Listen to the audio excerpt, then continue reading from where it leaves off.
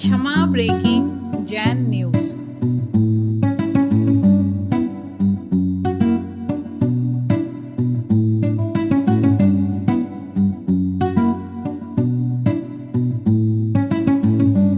And this is a very important point.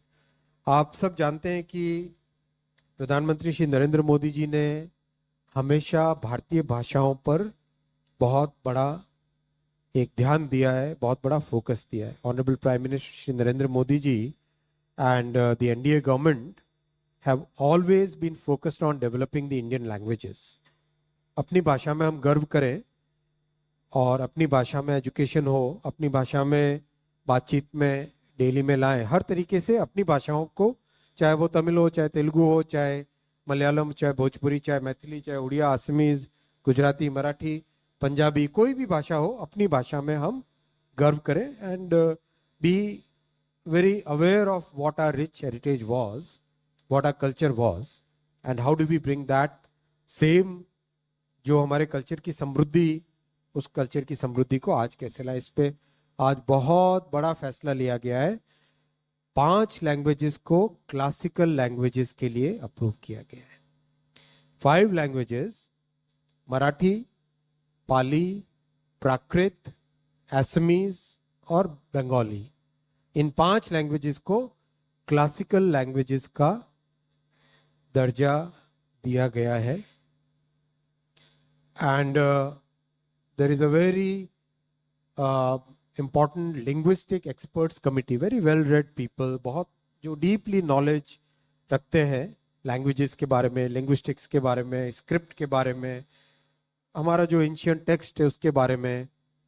और classical language बनना मने बहुत बड़ी गौरव की बात है और इसके पीछे पूरी साइंस है.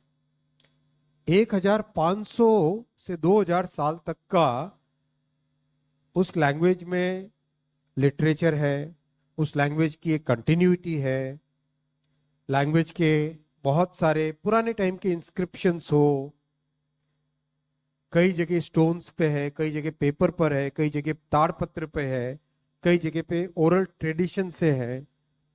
इन सब का ध्यान रख के जो एंशियंट बॉडी ऑफ लिटरेचर है और जो जनरेशन टू जनरेशन हेरिटेज हमारी पास ऑन होती आई है, उस हेरिटेज को ध्यान में रखते हुए उन सब नॉलेज टेक्स्ट को, प्रोज टेक्स्ट को, कई जगह पोएम्स है, कई जगह एपिग्राफिकल इंस्क्रिप्शनल एविडेंस है, इन सब को ध्यान में रखते हुए ये फैसला लिया गया है. और ये बहुत इंपॉर्टेंट और बहुत बड़ा फैसला है.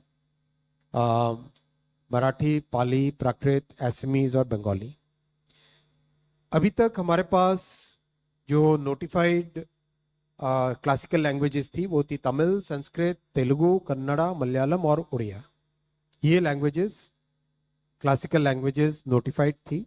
ये नए प्रपोजल्स आए, नए प्रपोजल्स को इस फ्रेमवर्क में एग्जामिन किया गया और आगे भी जो प्रपोजल्स आएंगे इसी फ्रेमवर्क में एग्जामिन होंगे. और जो proper scientific evidence, research, historical सब डेटा सब कलेक्ट करके फिर इसको ये दिया जाता है. और सरकार बहुत सारे स्टेप्स ले रही है क्लासिकल लैंग्वेजेस को प्रमोट करने के लिए, कंजर्व करने के लिए. और उसके एक जो ऐतिहासिक समृद्धि है, उस समृद्धि को, इस हेरिटेज की, संस्कृति की, सांस्कृतिक समृद्धि को कैसे प्रिजर्व करें. How do we preserve the rich heritage that is there of these languages? और इसके लिए जो स्टेप्स लिए गए उसमें कई नेशनल अवार्ड्स रखे गए क्लासिकल लैंग्वेजेस के लिए, यूनिवर्सिटीज़ में चेयर्स रखी गई हैं, फिर सेंटर्स क्रिएट करे गए प्रमोशन के लिए. 3 सेंट्रल यूनिवर्सिटीज़ बनाई गई है संस्कृत लैंग्वेज जैसे क्लासिकल लैंग्वेज के डेवलपमेंट के लिए.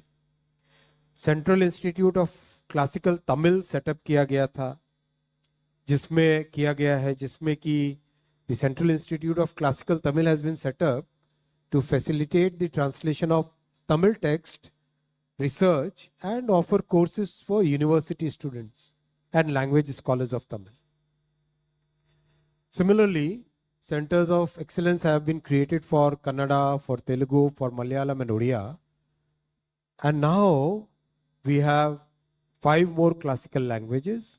They will also be promoted, they will also be encouraged, they will also be, their heritage will also be preserved in the same way as the examples that we have given here, because it's very important to show what work has already been done, and the similar kind of approach will be there for the new classical languages. We have also seen once a language is declared as a classical language, there is a lot of international interest in it. There are many international universities which start courses and research programs in those classical languages.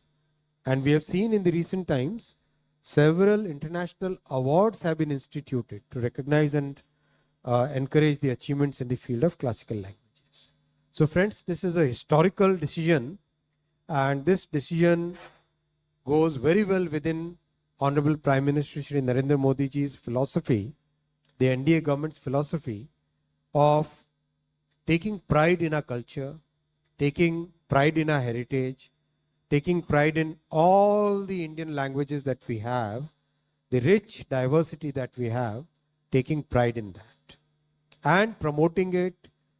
I'm sure जो 50-60 साल में कभी किसी ने नहीं सोचा था, वो आज इस तरीके से हो रहा है कि जो टेक्निकल कोर्सेज हैं वो भी भारत की भाषाओं में पढ़ाए जा रहे हैं अभी, which is a great thing. जैसे रेलवे का एग्ज़ाम है तो 15 लैंग्वेजेस में होता है. तो इस तरह की जो चीज़ें हैं ये कभी पहले सोची भी नहीं जाती थी, वो आज पिछले 10 वर्षों में एक बड़ा परिवर्तन है.